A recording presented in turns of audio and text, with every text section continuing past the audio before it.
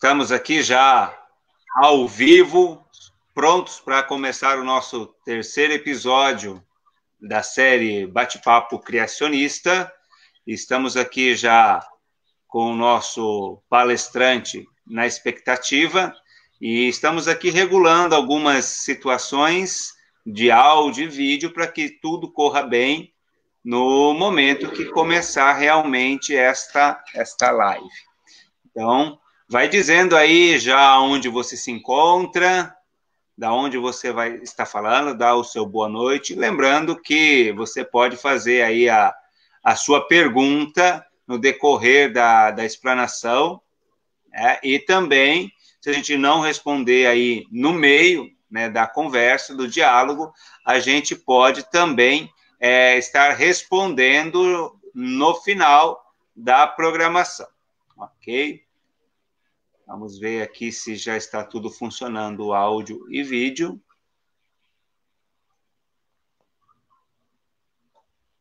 Você já pode ir aí escrevendo de onde você é. Como hoje com a internet você pode assistir de qualquer lugar do mundo, né? Vai que nós temos alguém bem longe assistindo a nossa live de hoje, né? Então você pode tá aí já se identificando. Aqui já vou liberar, porque agora no Facebook ela aparece como privada, mas eu preciso fazer a liberação aqui para ela entrar como pública. Assim, qualquer um pode assistir em qualquer lugar. Muito bem. Agora está como pública, então eu acho que vamos ver aí. Você que está nos assistindo neste momento, nós estamos começando o nosso terceiro episódio do Bate-Papo Criacionista. Se você quiser já deixar o seu boa noite, dizer da onde você está falando, você pode colocar aí no chat, e também a gente vai colocando aqui para que todos possam ver da onde você está participando conosco, de qualquer lugar do mundo. Lembrando que você pode enviar também as suas perguntas.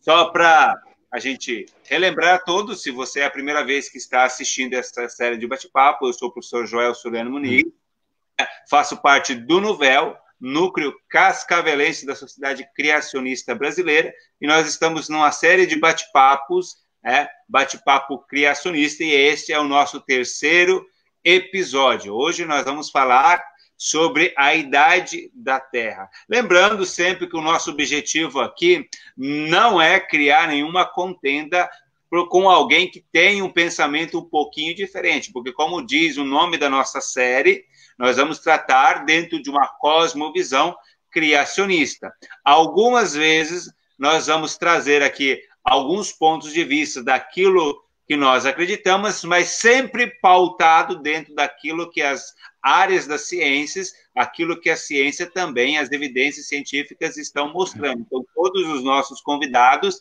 eles têm justamente essa formação, que precisa para estar debatendo esse assunto. A Tayane, aí, ó, de Toledo, está assistindo também a gente, né? Então, já a nossa primeira participante aí.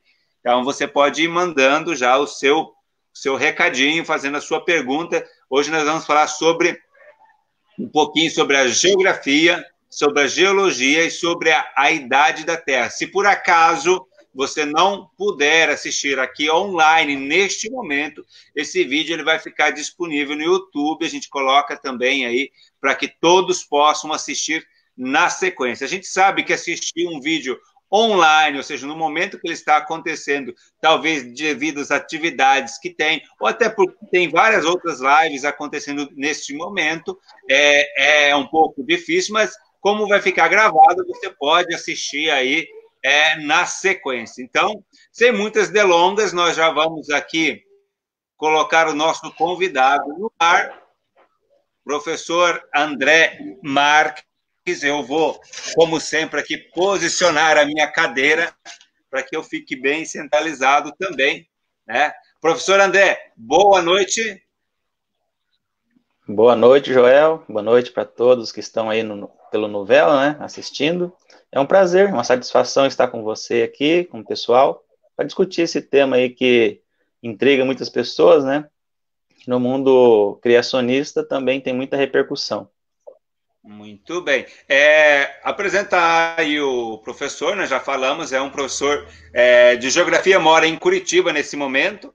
Curitiba está um pouquinho friozinho, como aqui em Toledo também. Formado pela UEM. Só uma dúvida, né? A gente fala de geologia, geografia. Antes de a gente começar o nosso bate-papo, qual que é uma diferenciação básica para que eu não te chame de geólogo, ou não sei se eu posso, ou não é a mesma coisa, né? Então, assim, não é a mesma coisa, né? A geologia, ela é a ciência da Terra, né? Estuda principalmente as rochas e tudo mais. A geografia, ela é um pouco mais abrangente. A geografia, ela estuda as transformações que o homem faz na superfície do planeta. E dentre as disciplinas que a geografia contempla, está a geologia. Então, como se fosse assim, a geografia é um leque, em que um desses leques é a geologia. Tem também na geografia, né, um pouco de biogeografia, tem também geomorfologia, que é o relevo, né, estudo das formas do relevo, e dentre outras disciplinas dentro da geografia também, na área da sociologia também, né, e assim por diante. Ela é bem Então, eclética. a geologia ela vai se preocupar só com a questão física da Terra, da forma terrestre, e não as interferências que o homem faz no decorrer da sua vida. Né? A geografia já entra essas interferências também. Então, seria mais ou menos isso, né? Exato, é mais ou menos por aí, mas claro que também tem geólogos que lidam com situações humanas também, como por exemplo, né, fazer a checagem de um posto de gasolina para ver se não está vazando gasolina e coisas assim, né, que o geólogo também lida, e outros fatores, né, que tem a ver com a vida humana. Muito bem. O professor de geografia, a gente chama assim, tem vários nomes, os títulos, e a gente fica um pouco confuso, por isso que eu perguntei, vai que eu chamo de geólogo, né? Eu posso chamar de geógrafo quem é formado em geografia, ou tem uma diferença também nessa questão?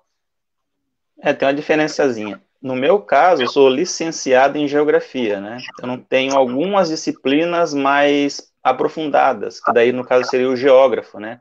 Estatística, por exemplo, geologia em um nível um pouco mais avançado, né? E assim por diante. Ou seja, o nível mais pro lado da geografia física. Eu sou mais um pouquinho puxado para o lado da geografia humana, né? Tem uma certa dicotomia aí, né, entre as duas geografias. Então, eu sou o quê? Pego o material que o pessoal pesquisa e transmito isso para alunos em uma sala de aula, né? Por isso que eu sou licenciado em geografia. Muito bem. Então, é nosso companheiro de profissão. Eu trabalho com letras e pedagogia, já podemos formar quase uma Legal. escola.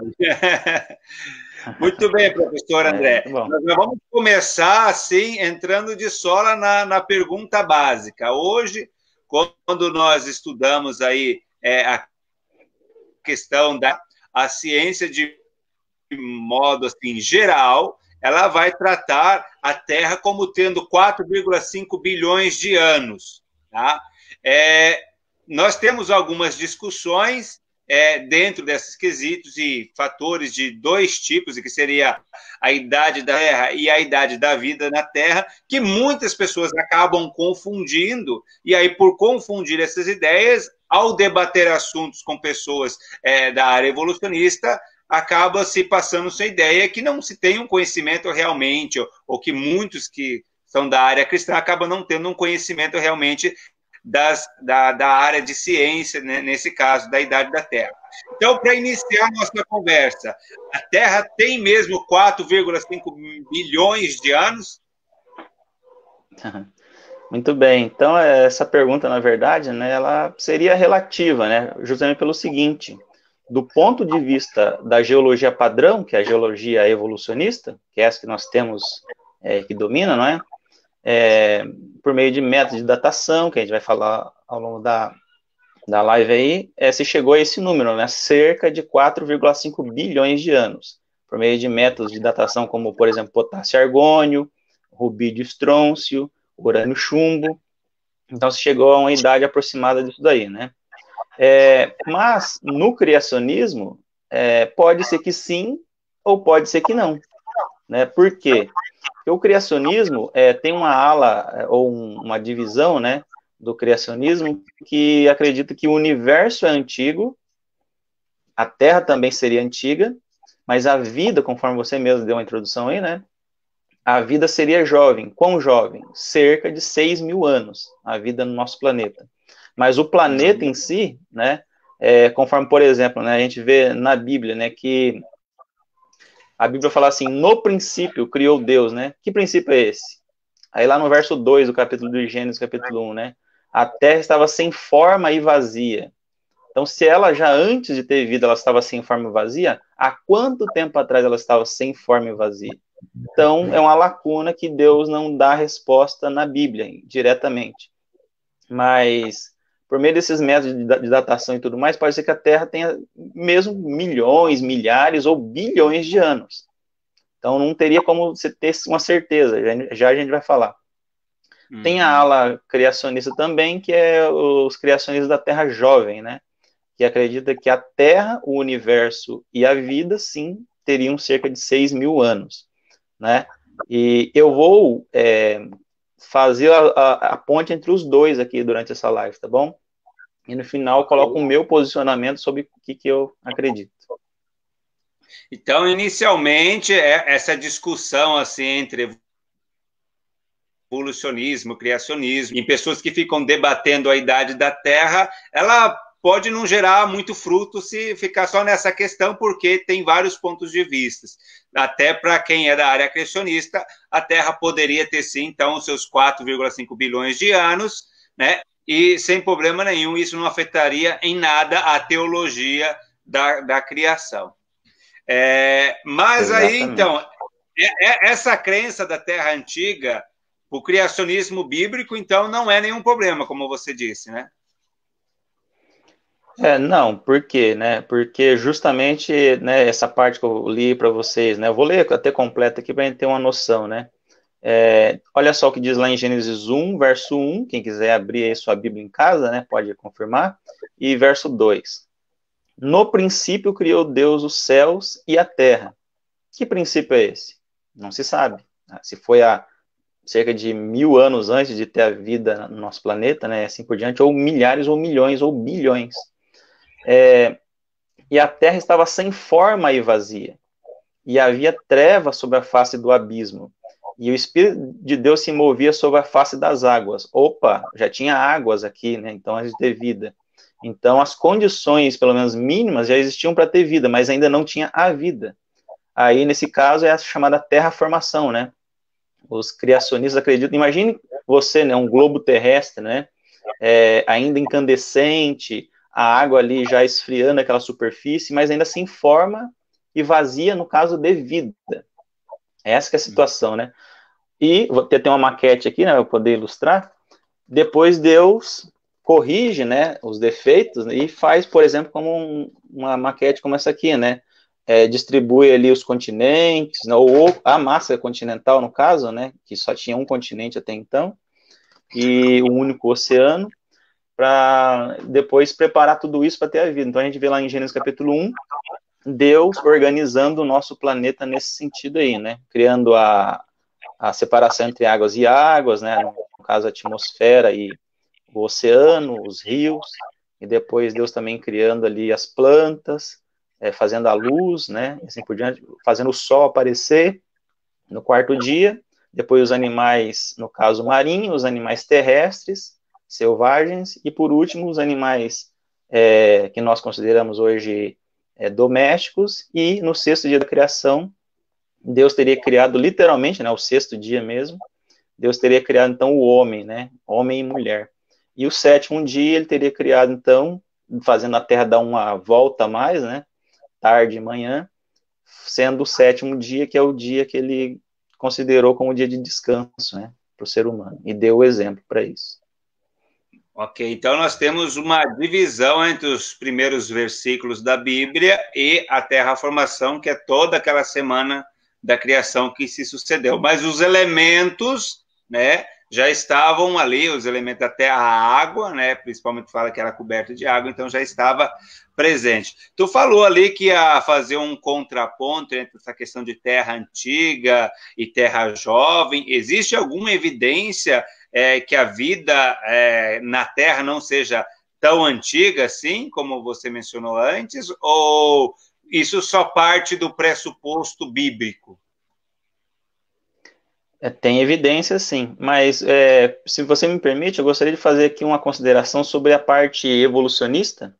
Sim, tranquilamente.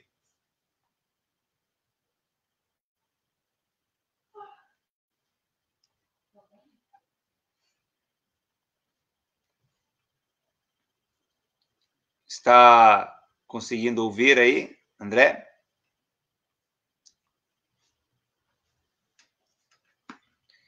Como nós estamos com tempo de chuva, talvez a nossa conexão aí não seja tão boa, ela pode ser afetada aí. Vamos tentar aqui o contato, parece que teve uma pausa.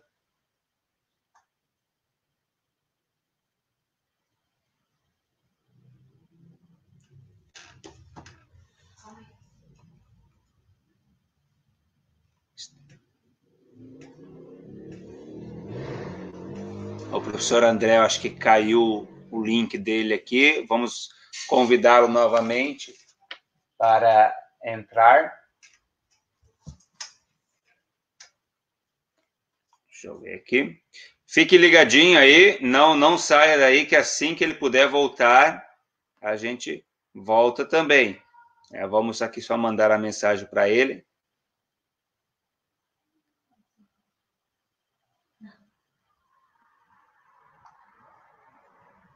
Ok, ele já está retornando aqui.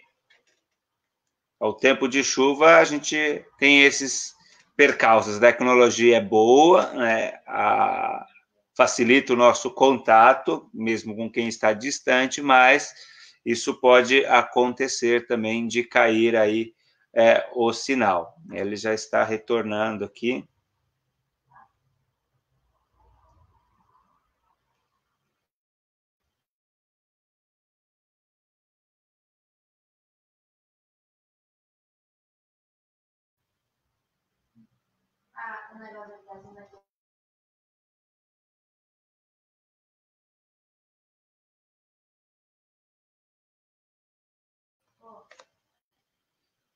Muito bem, ele já está entrando novamente aqui.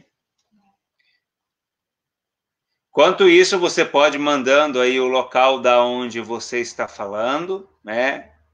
Vamos deixar aqui aberto se você tem alguma pergunta sobre essa temática, né?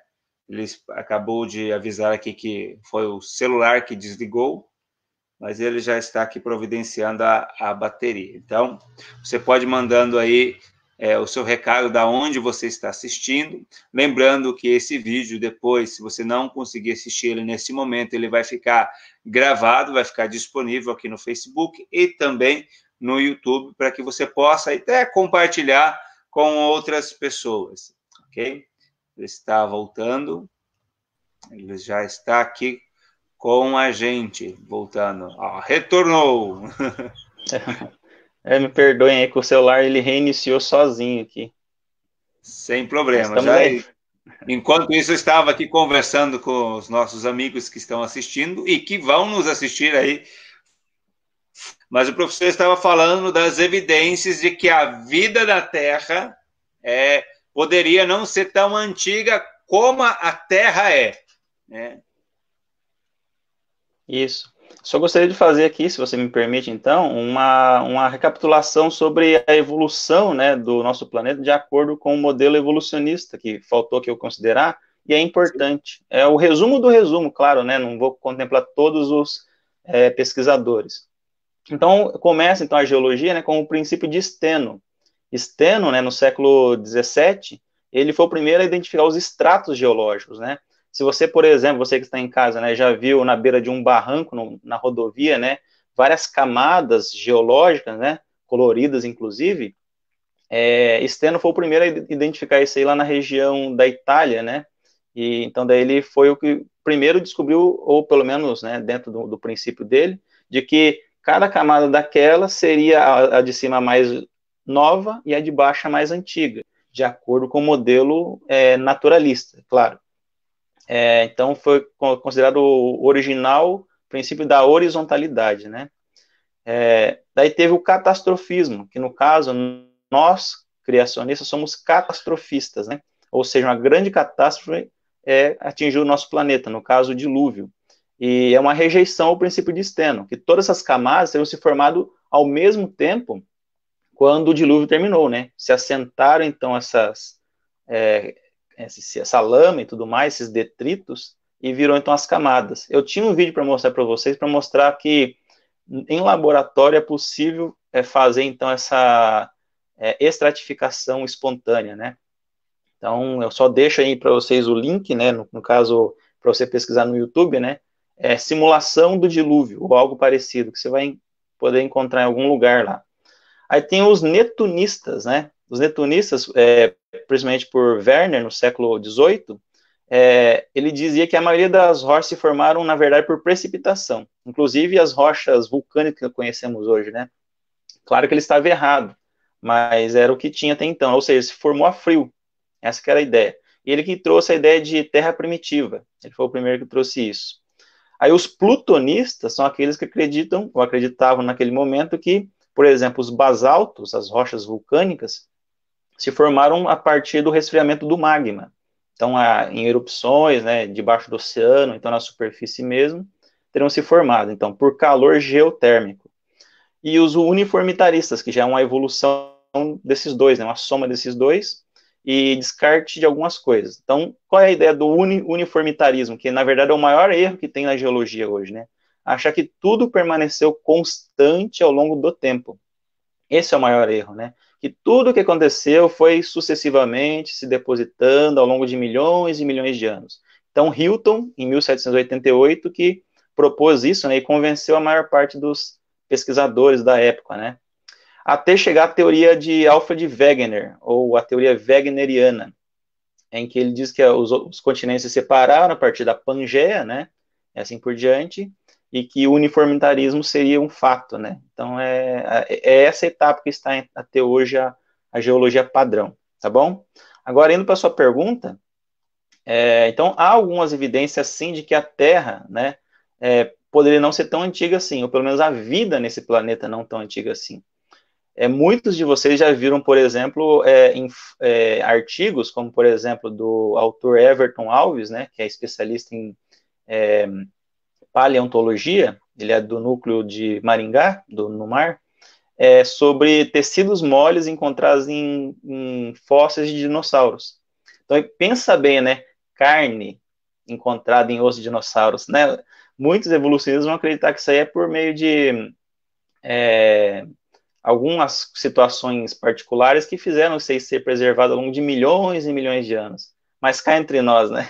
É uma forçação de barra muito grande, né? Então, esses dinossauros, né, encontrados, esses fósseis, contendo essa evidência, mostra que eles não são tão antigos assim. Eles teriam pelo menos aí cerca de 4.300 anos, pelo menos, né? 4.500 anos, que foi a idade do dilúvio aí, né? Ou então também a chamada Eva mitocondrial, né?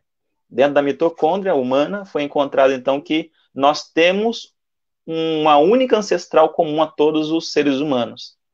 Tá, mas daí qual é a novidade? A novidade é que se pensava que a gente veio de vários ramos, né, da evolução, né, do Homo erectus e assim por diante, mas nós viemos de um único ancestral comum.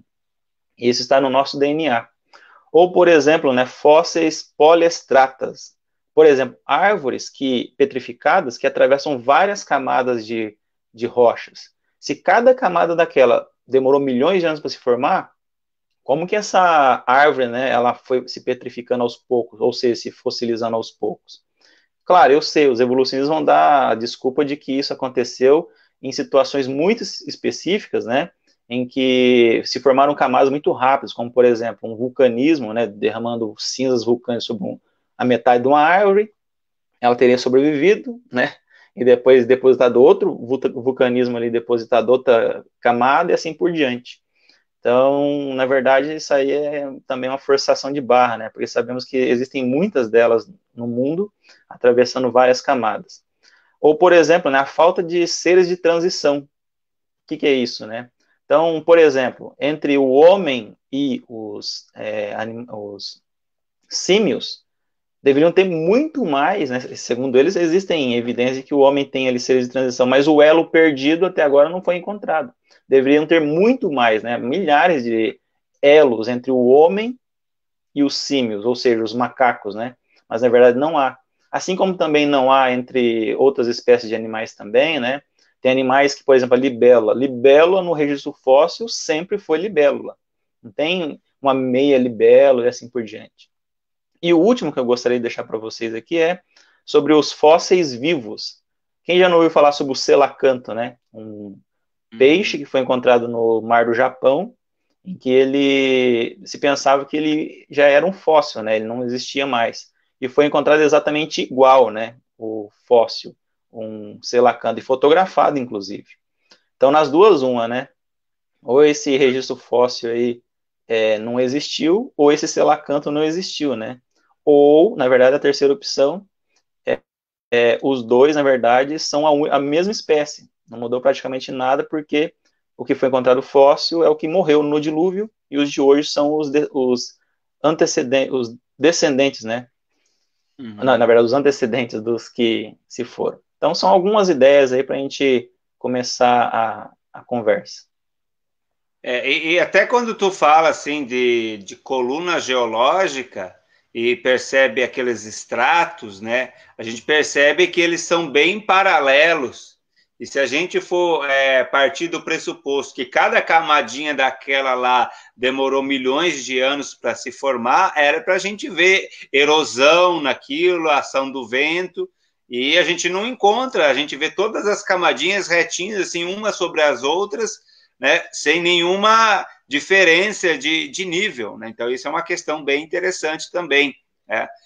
Uma outra coisa que eu me lembro dentro desses aspectos é que quando a gente parte dessa divisão dos continentes, depois daí da Pangeia, a gente vê que a costa do Brasil com a da África se encaixa bem certinho. E se toda essa distância, que os evolucionistas dizem também que houve essa distância, mas que tivesse durado milhões e milhões de anos aí, não era para se encaixar tão perfeitamente dessa forma, né? Era para ter uma boa diferença nesses encaixes, né?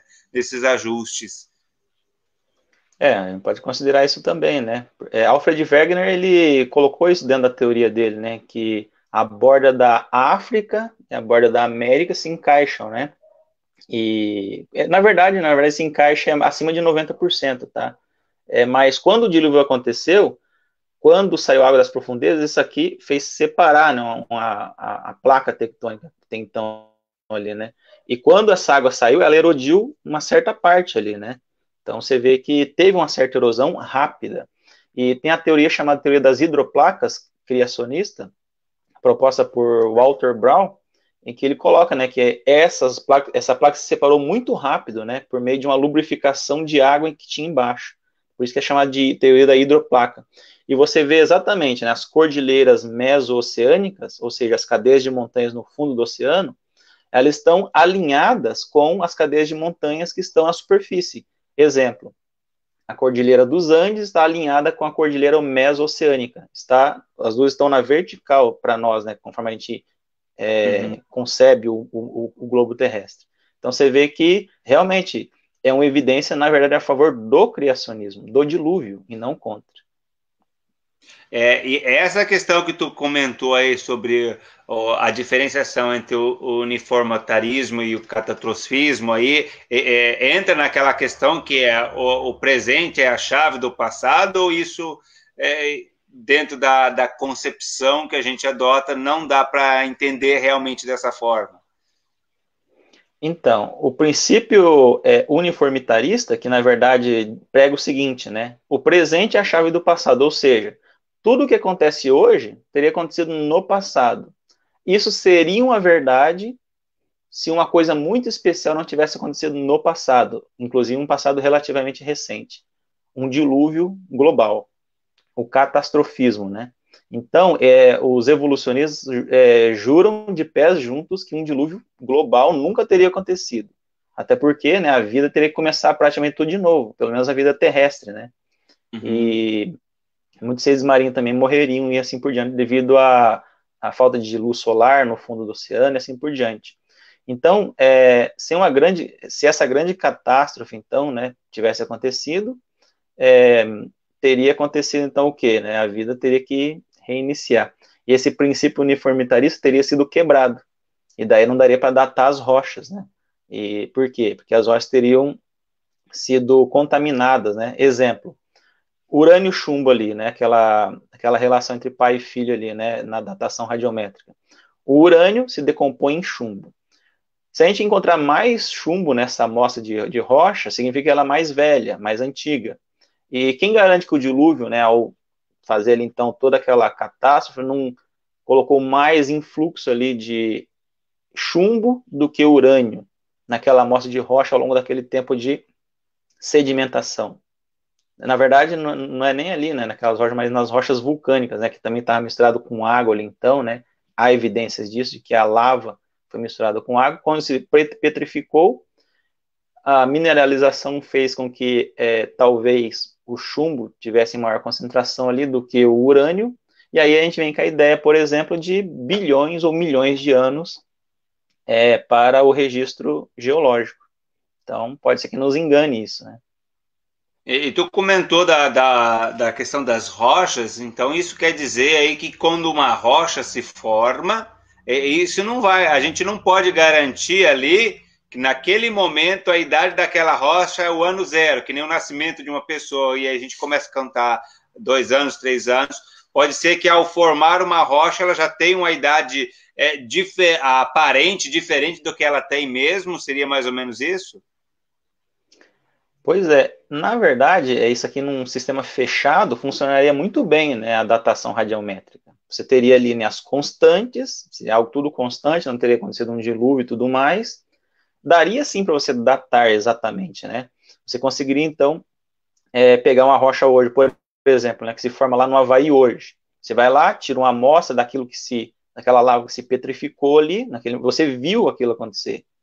Aí você leva isso para o laboratório. Deveria dar, né, zero. Ou seja, nasceu esse ano. Só que você olha isso aí no registro dos pesquisadores, né, você vê que data de milhares de anos, varia para milhões de anos, ou às vezes até bilhões de anos.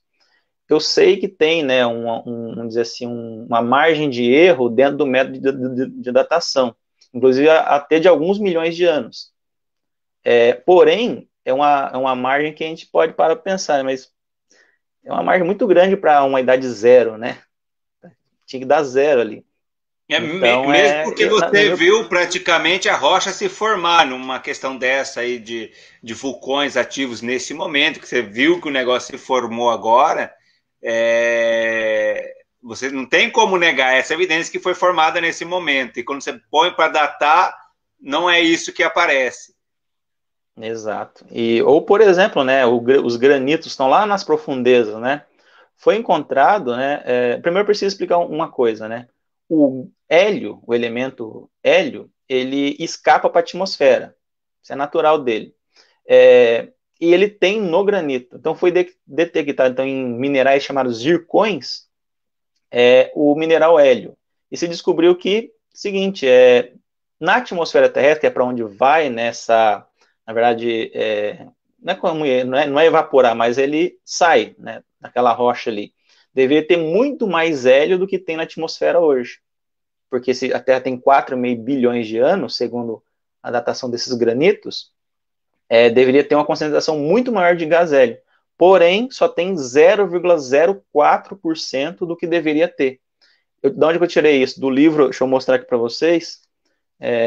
Tem também artigos científicos e tudo mais, mas do livro do Adalto Lourenço, né, Como Tudo Começou.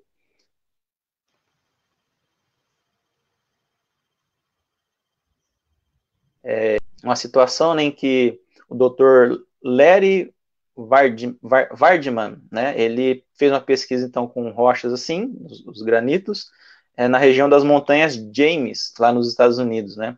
E essa datação foi de 1,5 bilhão de anos. Olha só.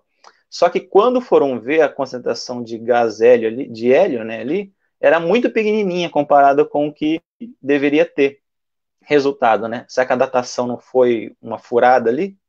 Então é uma situação para a gente pensar. E quando a gente fala de datação, existem vários métodos de datação, e não só uma, né? Existem vários métodos aí, e daquilo que eu andei lendo, quando você vai em qualquer uma desses métodos, você tem que ter algumas pressuposições, né?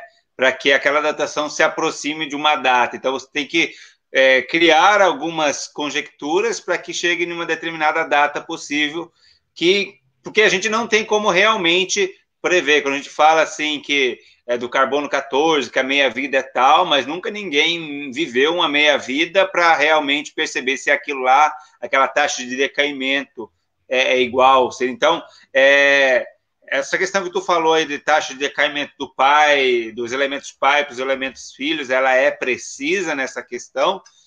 Ou tem uma forma de datação que é mais precisa que a outra? Pois é, quando a gente fala de datação da Terra, na verdade, são métodos de datação diferentes do carbono 14, né? Que seria para mais ou menos aí 7 mil anos, arredondando aí, né? Então não daria para datar a Terra nesse sentido aí. No caso, seria a vida no nosso planeta, né? Daí sim daria para datar se não tivesse também alterações, conforme eu falei, né? Uma catástrofe hídrica e tudo mais. Ele funciona, ele é preciso. Você consegue saber com 100% de certeza quanto tem ali, por exemplo, de carbono 14 e carbono 12 naquela amostra. Você mede precisamente no laboratório, num equipamento chamado espectrômetro de massas, né? O Dr. Marcos Herber lida com isso e muito bem, inclusive, né? No caso de datação de rochas, né, no caso rochas plutônicas, vulcânicas também, poderia ser, por exemplo, o método potássio-argônio, o método urânio-chumbo, o método, bom, e assim por diante, rubídio-estrôncio, né, e assim por diante. Ou seja, esse primeiro elemento que eu falei de cada um é o pai, e o segundo é o elemento filho, ou seja, o elemento alfa se decai, né, numa cadeia de decomposição ali, até o elemento beta, né, o elemento filho ali no caso. Então isso demoraria uma meia-vida ali, né? Aí tiram o cálculo. Alguns são de bilhões de anos, essa meia-vida, alguns são de milhões de anos. Então cada meta é adequado para um tipo de datação. Bom, agora, se alguma coisa bagunçou esse método aí, ou seja, essa constante que eles consideram não for uma constante, aí o método pode estar furado. Só vou fazer uma ilustração com vocês aqui. Imagine que tem uma torneira pingando. Você sabe exatamente quantas gotas caem dentro de uma vasilha. Imagine que aquela vasilha ali é a rocha, né? O acúmulo do elemento filho na rocha.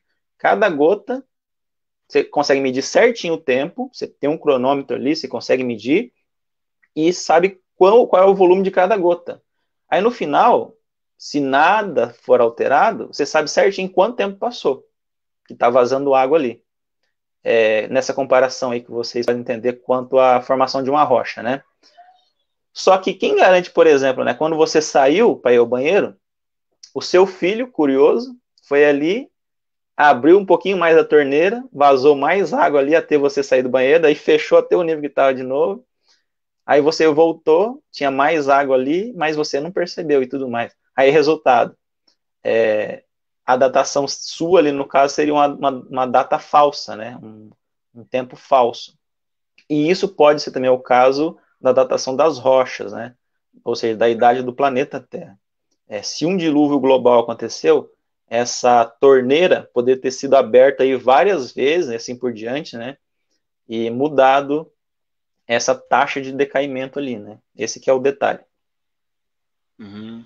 Mas mesmo assim, quando a gente avalia, falou antes, das rochas que surgem agora e a gente vai lá fazer a medição dela e ela dá uma data muito mais antiga, então até o método a gente precisa rever, né? Eu estava lendo até um livro aqui, acho que tu já tem ele aí também, né? E tem vários métodos de datação, né?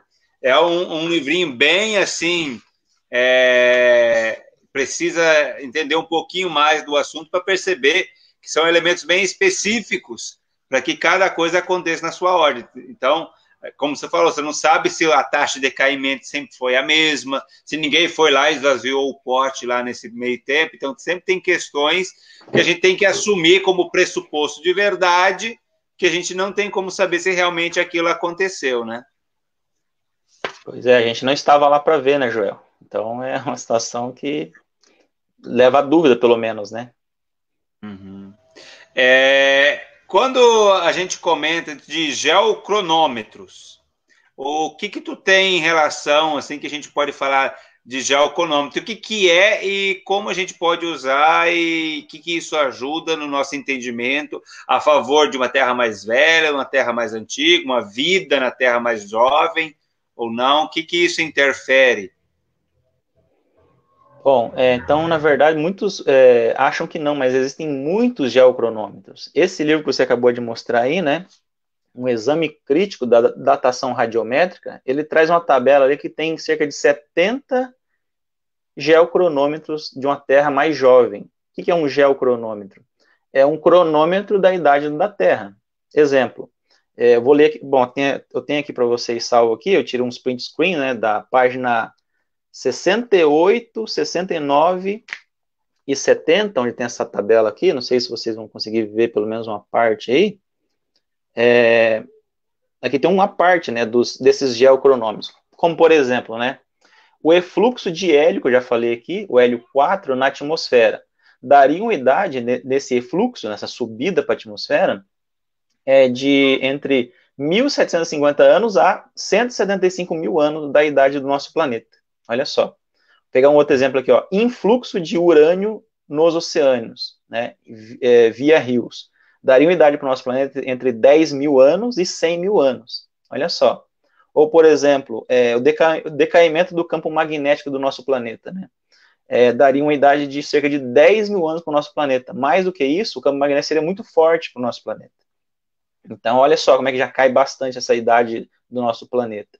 Ou, por exemplo, desintegração do plutônio natural.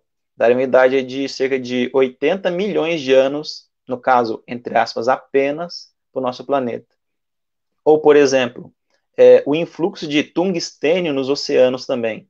1.000 anos teria o nosso planeta. Então, você vê como é que varia? Mas tem um detalhe aqui nesses geocronômetros.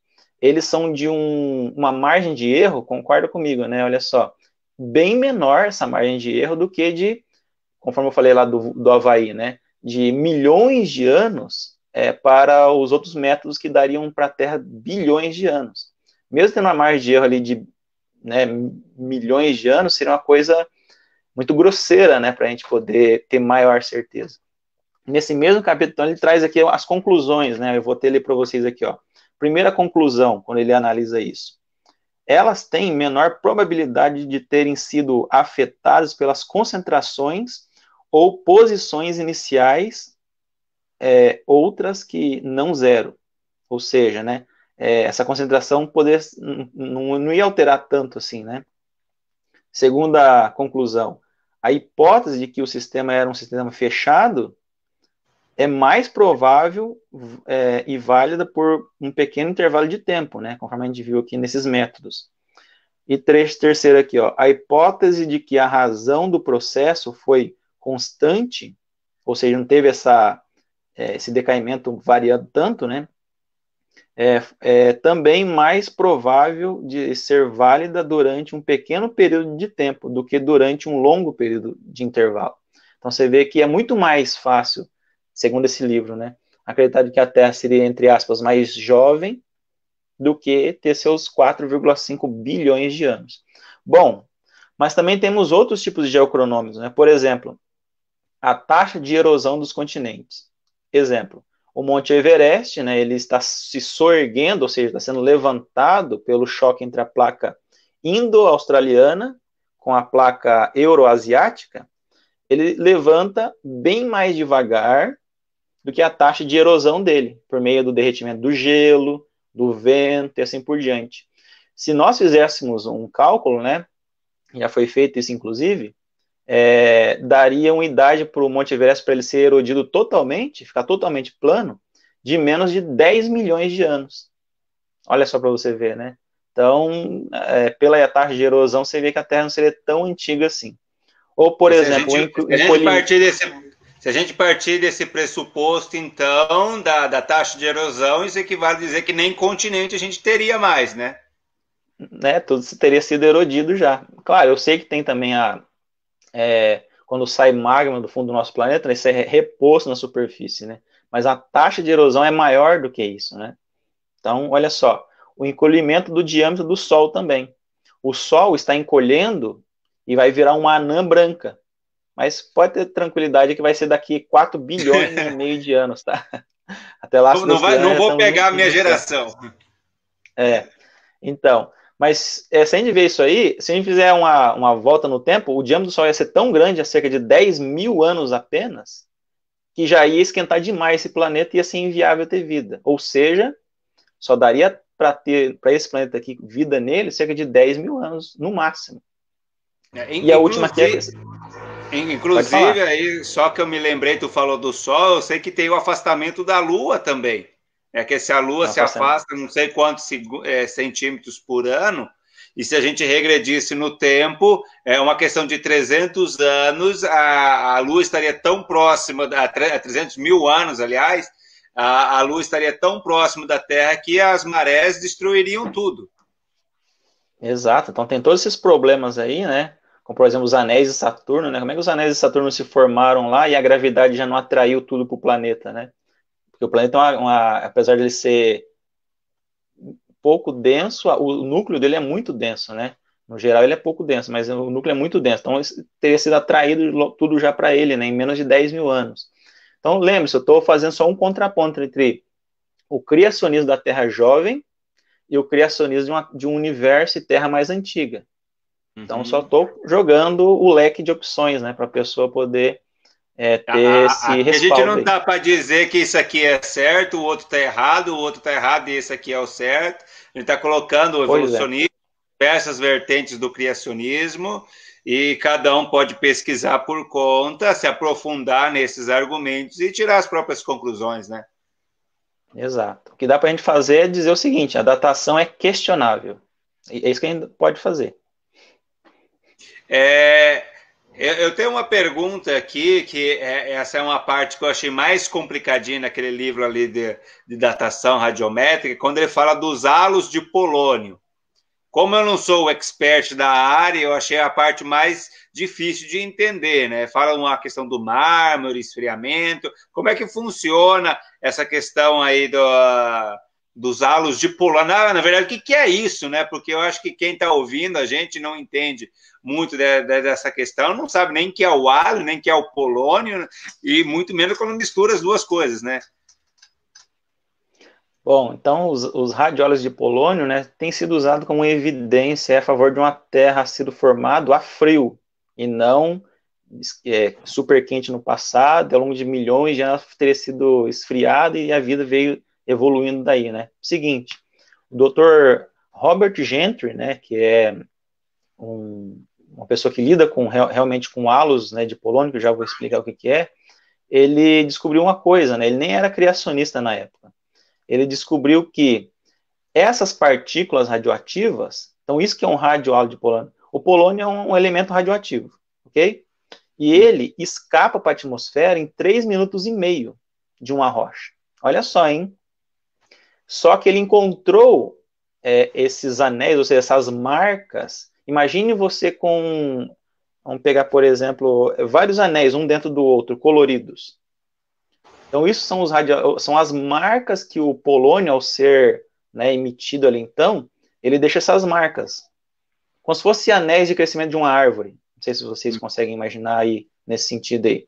Então, ele encontrou isso daí, e não deveria estar lá, porque o radiohalo de polônio, imagine, o granito se formando ali, ele está super quente, cerca aí de 2 mil graus, 3 mil graus. Então, o sistema está aberto ali.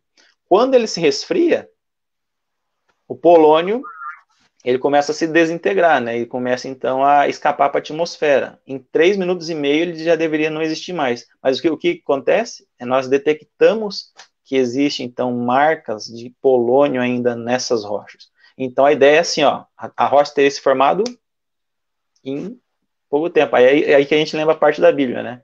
Ele falou e tudo se fez. Ele ordenou e tudo passou a existir.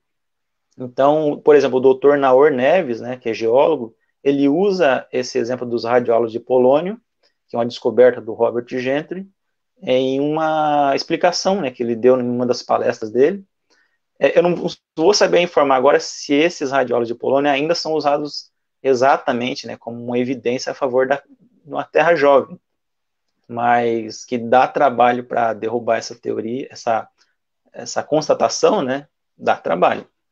Pelo menos é uma pulga atrás da orelha, né? Para quem quer defender só um lado sem ver evidências de outros lados. Eu acho que o ideal desses bate-papos é justamente isso, né? Não é só criticar, porque muitas vezes, como nós falamos no começo, a pessoa fala lá: ah, vocês são criacionistas, vocês acham que a Terra tem só 6.000 anos.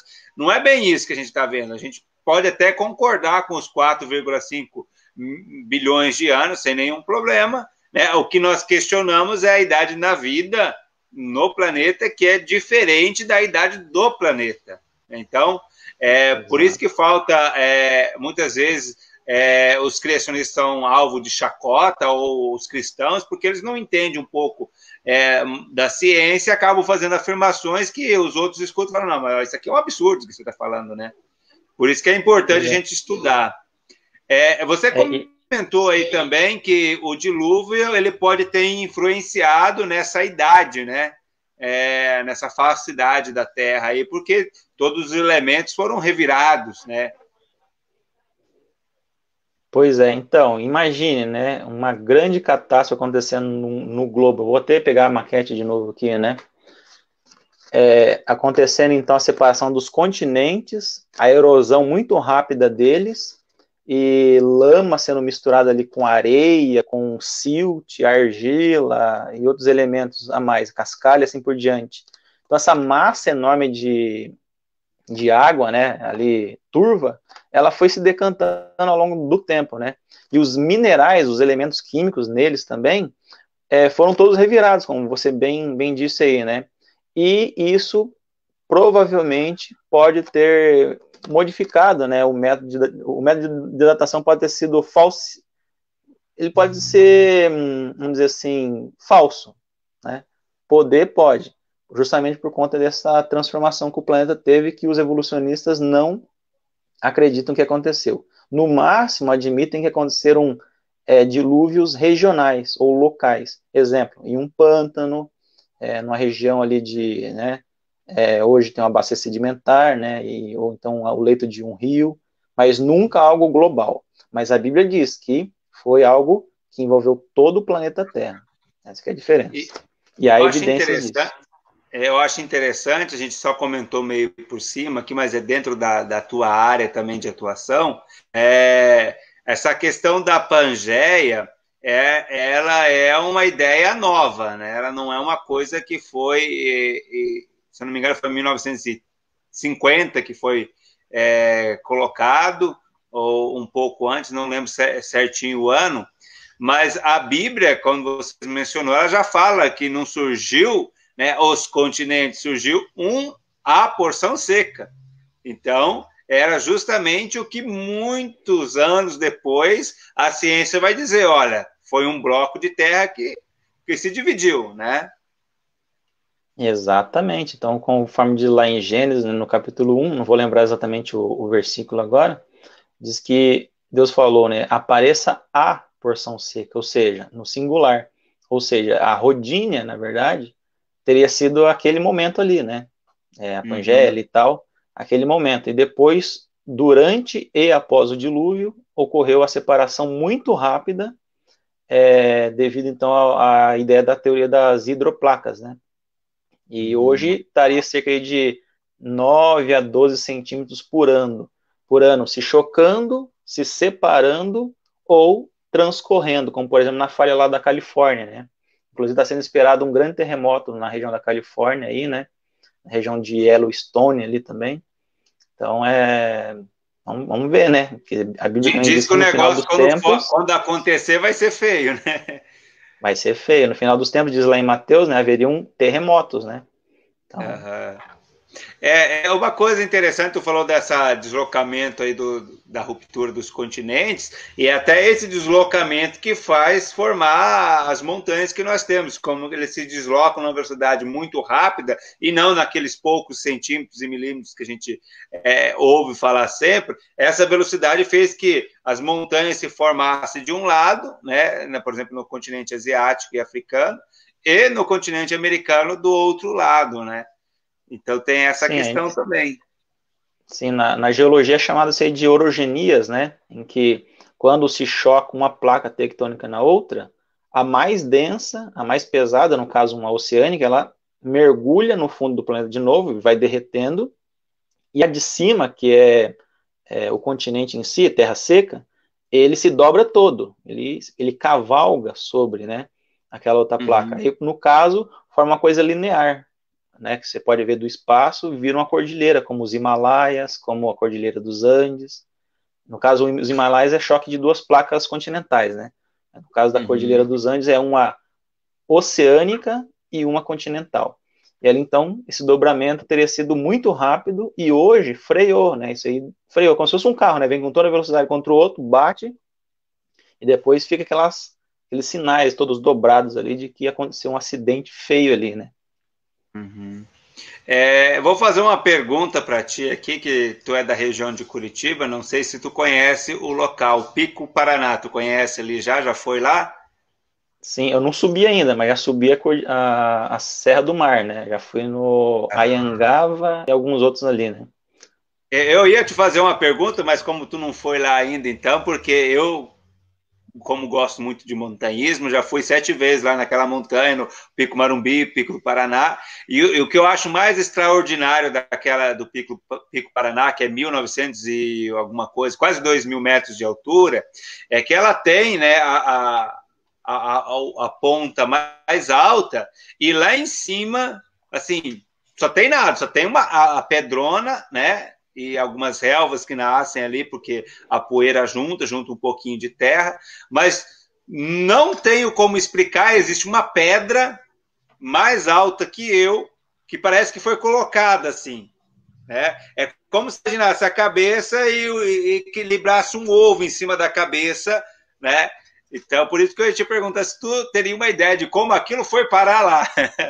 Mas é só para deixar Pois é. uma curiosidade para ti, quem sabe você faz uma visita lá para verificar em loco o que aconteceu ali.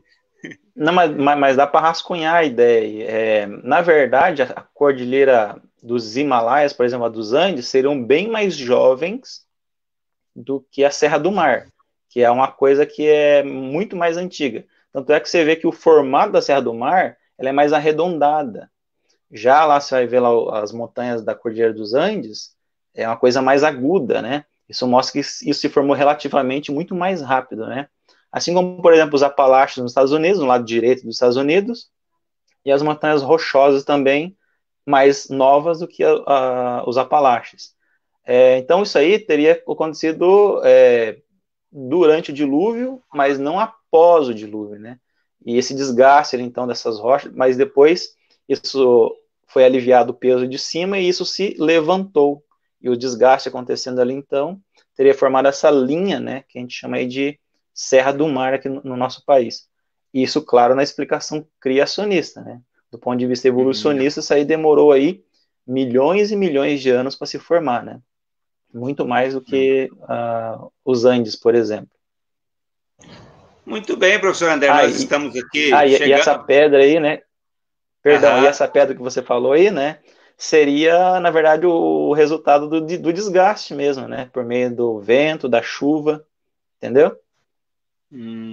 Então ela teria sido formada lá em cima e não levantada para cima, porque eu imagino que quando uma montanha está subindo, aquilo está tremendo tudo, né? Se ela tivesse subido Não, junto com a mas montanha, é ela mais. teria caído, né?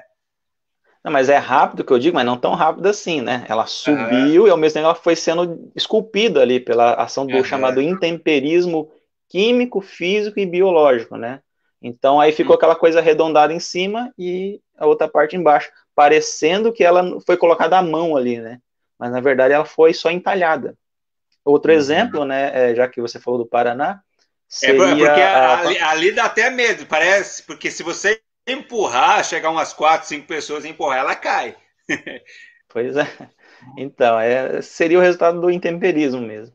E no caso daí também a Vila Velha, né? Aquela taça, né? Formato de taça, bem mais largo em cima, porque as rochas ali são mais resistentes, né? À ação do intemperismo. E as de baixo já foram entalhadas mais. Se você perceber, tem cores diferentes. Ele significa que tem várias camadas. Então, o gelo que estava em cima, durante a chamada era glacial, né? Ao se derreter, levantou aquela parte. Para os evolucionistas, aí demorou milhões e milhões de anos, né? Ou pelo menos alguns milhares de anos aí, de acordo com as eras glaciais. Mas do ponto de vista criacionista, foi após o dilúvio um tempo menor que 4.000 anos aí. Ok? Muito bem. Muito bem, professor. Estamos chegando aqui ao final, né? Seu horário já está excedendo aí. Gostaria de deixar seus comentários, que você fizesse os seus comentários finais. Se tivesse alguma indicação de obras, de filmes aí para o pessoal estar assistindo. Opa!